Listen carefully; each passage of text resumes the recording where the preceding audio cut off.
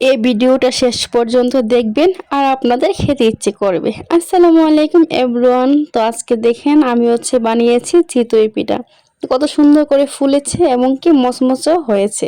আর দেখেন কত জালিযুক্ত হয়েছে পিঠাটা। তো আমি ভেঙে নিলাম একদম গরম গরম পিঠা, আর সাথে আছে শুটকি ভর্তা আর ধনিয়া পাতা ভর্তা। তো আমি পিঠাটা দেখাচ্ছি। পিঠা কিন্তু অনেক নরম হয়েছে উপরে, আর নিচে অনেক মচমচা ছিল।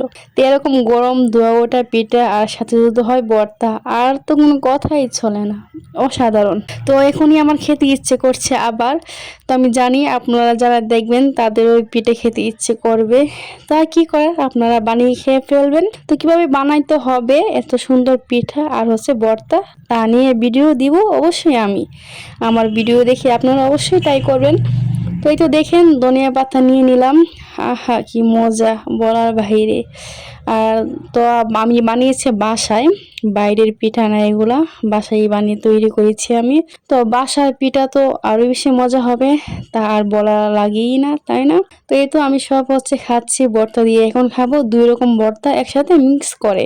তো এই তো 2 রকম ভর্তা আমি একসাথে মিক্স করে নিচ্ছি। মিক্স করে তারপর খাবো।